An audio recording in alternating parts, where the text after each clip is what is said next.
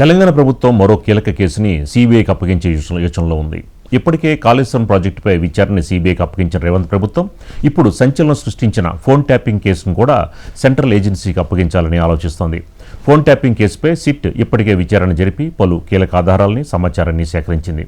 ఈ కేసు విచారణని సీబీఐకి అప్పగించడం ద్వారా మరింత లోతైన విచారణ జరిపేందుకు ప్రభుత్వం ప్రయత్నిస్తోంది.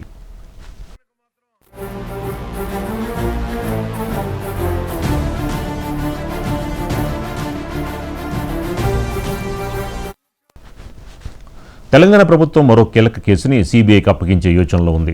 ఇప్పటికే కాళేశ్వరం ప్రాజెక్టుపై విచారణ సీబీఐకి అప్పగించిన రేవంత్ ప్రభుత్వం ఇప్పుడు సంచలనం సృష్టించిన ఫోన్ ట్యాపింగ్ కేసును కూడా సీబీఐకి అప్పగించాలని ఆలోచిస్తోంది. ఇక ఇదే అంశానికి సంబంధించి మనకి మరింత సమాచారం మా ప్లానింగ్ ఎడిటర్ సురేష్ అందిస్తారు. సురేష్ గారు, ఏంటి వరుసగా అన్ని అంశాలు కూడా అన్ని కేసులు కూడా సీబీఐకి అప్పగించే ప్రయత్నంలో ఉంది రేవంత్ రెడ్డి గవర్నమెంట్? సీతారామన్ గారు, అంటే మీరు చెప్పినట్టుగా తాజాగా రేవంత్ రెడ్డి గారి ప్రభుత్వం ఆలోచిస్తున్నట్టుగా సమాచారం.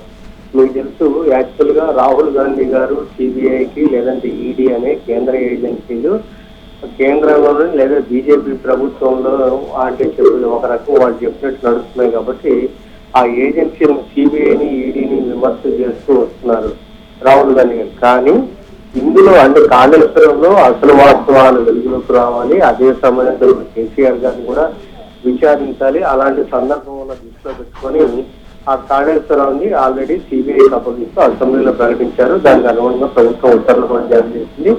దాని మీద ఇంకా సిబిఐ విచారణ మీద నిర్ణయం తీసుకోవాల్సి ఉంది. ఇక అదే సమయంలో ఇప్పుడు ఫోన్ ట్యాపింగ్ కేసు అంతకంటే సంచలనం. ఎందుకంటే ఇందులో రేవంత్ రెడ్డి గారు అంటే నాటి పిసిసి అధ్యక్షుడు ఉన్న రేవంత్ రెడ్డి గారు, ఆయన కుటుంబ సభ్యులు అందరు ఫోన్ ట్యాపింగ్, అప్పుడు పిసిసి మన బీజేపీ రాష్ట్ర అధ్యక్షుడిగా ఉన్న బండి సంజయ్ గారి ఫోన్ ట్యాపింగ్, ఈ అందరు ఫోన్ ట్యాపింగ్ కూడా జరిగినాయి. సో ఇవన్నీ కూడా యాక్చువల్గా చిట్టు విచారణ జరుగుతుంది, కానీ ఒక రకంగా ముందుకు వెళ్ళలేకపోతుంది. ఎందుకంటే రాజకీయంగా ఇప్పుడు ఏదైనా కానీ రేవంత్ ప్రభుత్వం లేదంటే చిట్టు ఒకరి మీద యాక్షన్ తీసుకోవాలంటే ఇది పొలిటికల్ గా అయ్యే పరిస్థితి, అలాంటి ఇబ్బందికరమైన పరిస్థితులు వస్తున్నాయి. కాబట్టి కేంద్ర ఏజెన్సీకి ఇస్తే వాళ్ళ ద్వారా ఇది చట్టం నడపవచ్చు అనే ఒక ఆలోచనను రేవంత్ ప్రభుత్వం చేస్తుందేమని ఒక అభిప్రాయం కలుగుతుంది. మీకు తెలుసు, బండి సంజయ్ గారు ఆగస్టు 8వ తారీఖున సిట్ ముందు విచారణ హాజరైనప్పుడు తన అన్ని విషయాలు మొత్తం కూడా కూలంకషంగా వివరాలన్నీ కూడా తనకి ఎలా ఫోన్ ట్యాపింగ్, తన కుటుంబ సభ్యుల పోలిక వివరాలు కూడా వెల్లడిస్తూ అదే సమయంలో సిబిఐకి ఇవ్వాలని బండి సంజయ్ గారు ఆ రోజు డిమాండ్ చేశారు. ఎందుకంటే సిట్ ఏదైనా కానీ రేవంత్ రెడ్డి గారిని పిసిసి అధ్యక్షుడిగా ఉన్న రేవంత్ రెడ్డి గారి ఫోన్ ట్యాపింగ్ అయింది కాబట్టి రేవంత్ రెడ్డి గారిని విచారణకు పిలవాలంటే సిట్ తన పరిధిలో అంటే రాష్ట్ర ప్రభుత్వం పరిధిలో పనిచేసే సిట్ ఆయన్ని పిలవలేకపోవచ్చు.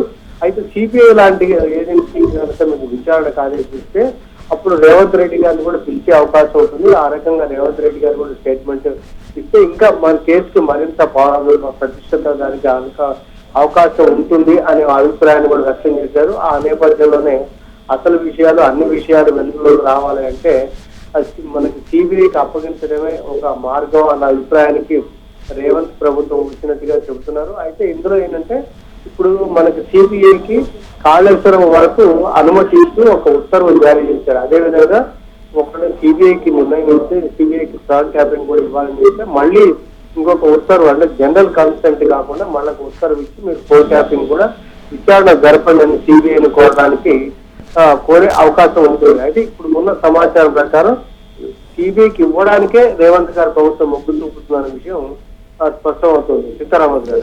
సురేష్ గారు, అంటే ఈ సిట్టు ఈ కేసులో ఏదో సాధిద్దాం అనుకున్నారు, ఏదో చేస్తారనుకున్నారు, కానీ ఎక్కడా కూడా తెలంగాణ పోలీసులు ఒక అడుగు కూడా ముందుకు వేయలేకపోయారు.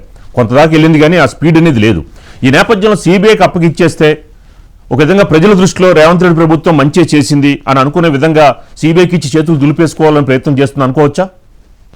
సీతారామన్ గారు, రెండు విషయాలు. ఒకటి, మీరు అన్నట్టుగా అసలు దోషుల్ని వెలుగులోకి తీసుకురావాలనే దానికంటే ఎందుకంటే సిట్ అంటే పరిమితమైన అధికారాలు అవి ఉంటాయి. అదే సిబిఐకి ఉన్న దానికి అధికారాలు దాంతో ఎవరినైనా కానీ చేసి దాని విచారణ త్వరితగతిగానే వాళ్ళకున్న దీంతో చేసే అవకాశం అది ఉంది. అయితే అదే సమయంలో ఇంకొక అభిప్రాయం కూడా ఉంటుంది. ఏంటంటే రేవంత్ గారి ప్రభుత్వం అంటే ఇప్పుడు మీకు తెలుసు, కేటీఆర్ గారు కానీ ఇతరత్ర కానీ ఆరోపణలు. ఎందుకంటే ఒకవైపు రాహుల్ గాంధీ గారు సిబిఐని విమర్శిస్తుంటే రేవంత్ గారు సిబిఐకి ఇచ్చారని.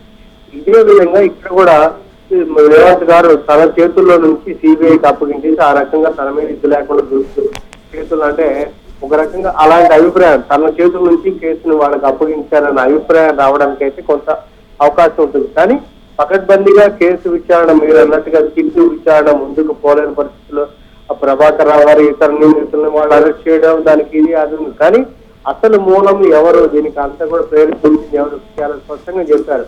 నాటి పెద్దల దీంతోటే మొత్తం మీద ఎంత జరిగింది, ఇంతమంది మొత్తం పొలిటీషియన్సే కాదు మనకి ఈవెన్ న్యాయమూర్తుల ఫోన్లు కూడా ట్యాప్ చేసినట్టుగా ఉంది. కాబట్టి ఇందులో న్యాయమూర్తులు అలాంటి వాళ్ళకు కూడా ఏదైనా ఉన్నదానికి త్వరితగతిన అవ్వాలంటే మీరు అన్నట్టుగా సిబిఐ అయితే పకడ్బందీగా తేల్చగలదనే అభిప్రాయంతో ఇచ్చే అవకాశం ఉందని అనిపిస్తుంది. అయితే ఈ అభిప్రాయం కూడా వ్యక్తమయ్యే అవకాశం ఉంది. అంటే రేవంత్ గారు తన చేతుల నుంచి కేంద్ర చేతులు నెట్టేశారు అనే అభిప్రాయం కలగడానికి అవకాశం ఉంది. సీతారామన్ గారు రైట్, థ్యాంక్ యూ సురేష్ గారు.